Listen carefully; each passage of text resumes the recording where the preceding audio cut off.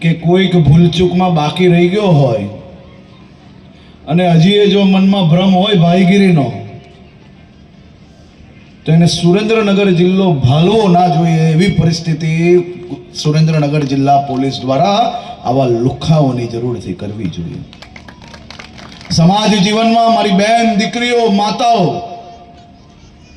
એની સામે આંખ ઊંચી કરનાર એક લોકોને એનો હિસાબ તો થવો જ જોઈએ. અને હિસાબ એવો થવો જોઈએ કે ભવિષ્યમાં એની આજુબાજુમાં રહેલા કોઈ વ્યક્તિ કોઈ બહેન દીકરી ઉપર નજર ઊંચી કરીને જોઈ ના શકે તેવી વ્યવસ્થાઓ આપણે મજબૂતાઈથી નીચે સુધી, શહેરોમાં જ નહીં ગામે ગામ સુધી બનાવવા માટે આપણે સંકલ્પ લેવાનો છે. અને મને 100% વિશ્વાસ છે કે આ કામગીરી બી સુરેન્દ્રનગર જિલ્લા પોલીસ દ્વારા નીચે સુધી પહોંચાડવામાં સફળતા પ્રાપ્ત થશે.